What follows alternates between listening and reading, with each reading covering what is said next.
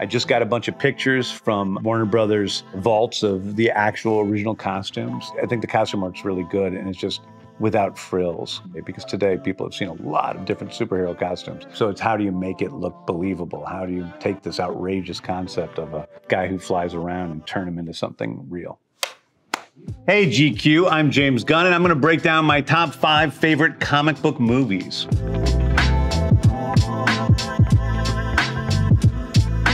I think I'm worth listening to about comic book movies simply because I've made so many comic book films and superhero films. I've made at least, oh my gosh, I don't know how many superhero movies I've made at this point, something like 6 or 7. I guess if you include the movies I've produced, like the Avengers movies, then it's really a lot. Oh, hello. I know, right? Whose balls did I have to fondle to get my very own movie? I think coming in at number 5, I'm gonna go with Deadpool. The first Deadpool and the second Deadpool actually are 2 of my favorite comic book movies. They came on the heels of the Guardians film. They were even more of, comedies than the Guardians films are, and they were so well made, so heartfelt and fun, and Ryan Reynolds just kills it. I think Deadpool is a perfect adaptation of a comic book because the comic book is very much tongue-in-cheek, very much breaking the fourth wall all the time, talking to the audience, and I think the movie does that really well, but somehow also keeps it more grounded and gives it a little bit more heart than the comics have. If you could see me, you'd understand. Looks on everything. Looks are everything. You ever heard David Beckham speak? It's like he mouth sexed a can of helium. Think Ryan Reynolds got this far on his superior acting method? Love is blind, Wade. No. You're blind. Ryan's such a funny guy. I think it, along with like Robert Downey Jr. as Iron Man or Christopher Reeve as Superman, he's one of the all-time great comic book, icons. 산 거 맞죠? 이제 잘라도 될까요?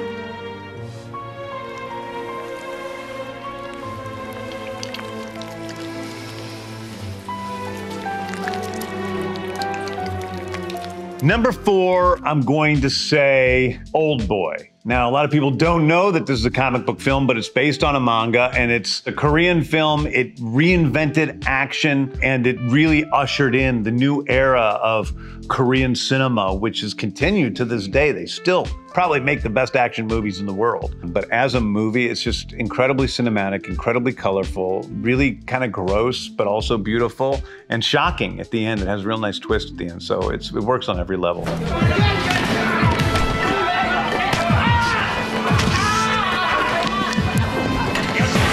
If there's one scene that sticks out, it's obviously the hallway fight. That was a huge inspiration to me, and you can see our own version of a hallway fight in Guardians 3. Different versions of hallway action fights have been great, whether it's in Oldboy or The Raid, another great action movie. We have one in The Suicide Squad, and now in Guardians.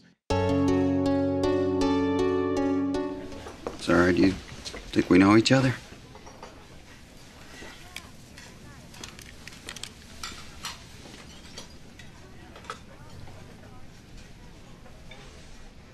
You tell me.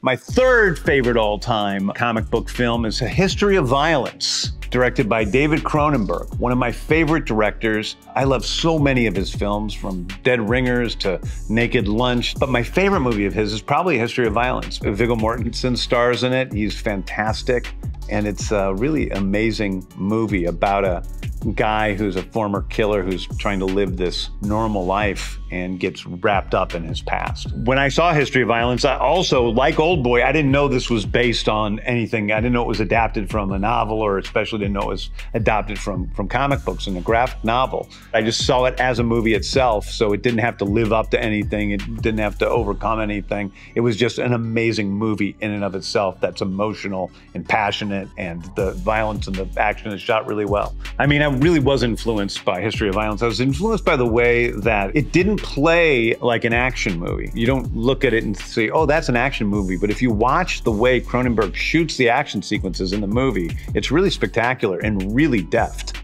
DeVore!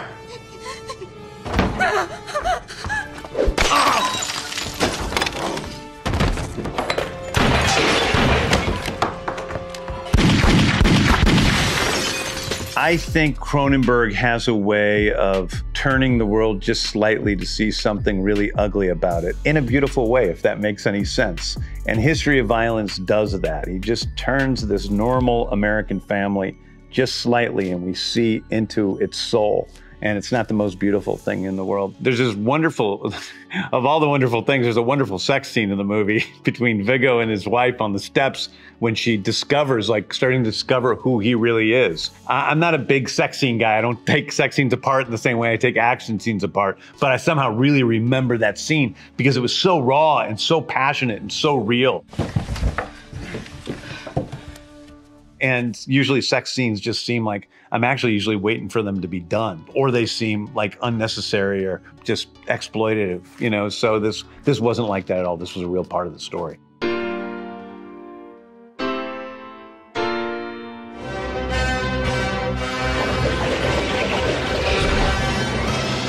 Hey, Jim! Whoa! Excuse me. That's a bad.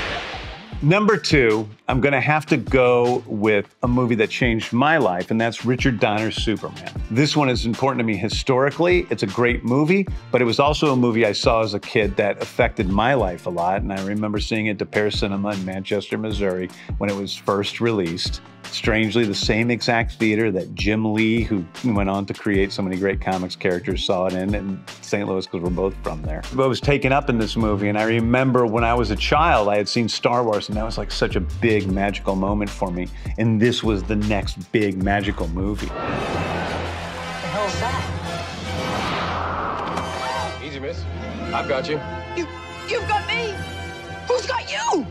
You know, at the time, they did exactly what we're doing now. They're going through tons and tons of actors to see who captures that spirit. The thing they don't talk about much when they talk about Christopher Reeve, they talk about his pureness, his hope, his goodness. They talk about, you know, the way that he plays Clark as being so different from the way he plays Superman and how he can turn that on in an instant. But there's this playfulness about Superman. This, when he's saving a cat, he's got that wry smile. Oh. Bye, Frisky. Long now. And that is one of the best parts of the movie, is the playfulness of Superman. He enjoys what he's doing. He likes helping human beings and he likes saving them.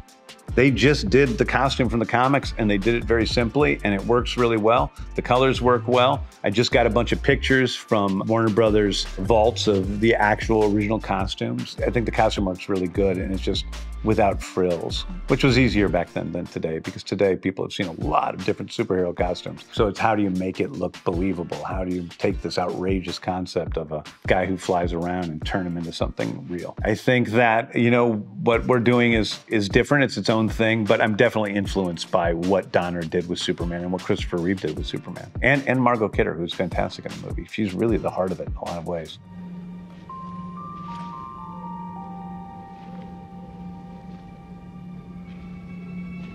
The Fortress of Solitude is an amazing set. It's really like the look of it was created through those Donner Superman movies.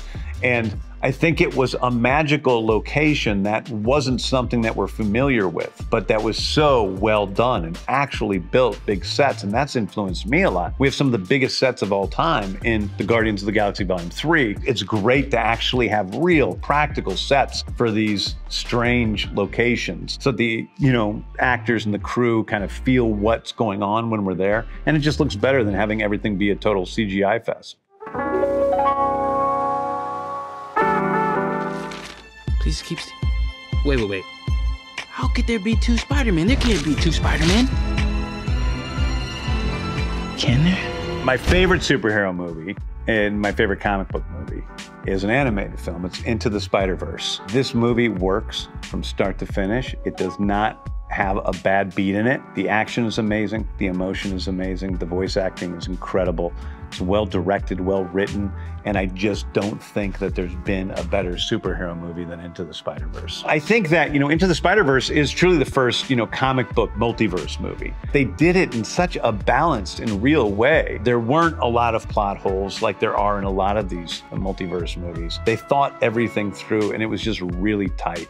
And if there's one thing I respect a lot in a screenplay, in a film, is to be elegant and to not be doing all this stuff that goes off from the center of the film. And it does it. It stays pointed the entire time. Are you from another dimension? Like a parallel universe where things are like this universe but different? And you're Spider-Man in that universe, but somehow travel to this universe, but you don't know how? Wow, that was really just a guess? Being able to see all these different Spider-Man characters, Miles Morales and Peter and all the other characters working together in one movie, it was sort of a dream come true for a kid who loved Spider-Man as much as I loved Superman and Batman growing up. I think that Spider-Verse really influenced me in terms of trying to make high-quality animation that is not secondary. There is an advantage to these animated films because you do plan out everything. You kind of draw it as you go along. You don't go on set and film it. It's costing you millions of dollars, and then you come back with the footage, and then you have to see if it works or not. I think it's one of the reasons why there are so many good, tight animated films, and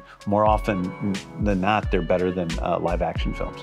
Movies that almost made the list were Deadpool 2, Iron Man for sure. V for Vendetta is another one that almost made the list. Spider-Man Homecoming I think is fantastic. There were a lot of movies I really loved that almost made the list, but I had to choose 5. And so, I may wake up tomorrow and think I made an enormous mistake that I can't take back.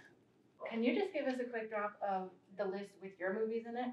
But I can't, they're like, my movies are like my children. So I can't say one that I like better than the other. I mean, listen, with Guardians 1, I was proud of how we did something that was considered pretty outlandish at the time, but did it in a mainstream way that spoke to audiences all over the world. That was a big accomplishment for me. For the second movie, I was really proud of how, we really told this story about a, adoptive father and his son, and how that came together, and how many people have written me over the years saying, I finally forgive my stepfather for all this, whatever they put me through. It's changed people's relationships with their family members. For Suicide Squad, the Suicide Squad, we really took big risks and big swings and did ridiculous things that I thought was like a much more chaotic approach to cinema, and I learned a lot through that, and I personally learned a lot through how to use a camera on that film. And then for Guardians 3, I'm just really proud of the way that we, really gave each of these characters the dignity they deserve and gave them the ending they deserve. All right, GQ, thank you very much. These were my top 5 favorite comic book movies. They all might change tomorrow, who knows? But thank you very much for joining me, and I'll see you soon.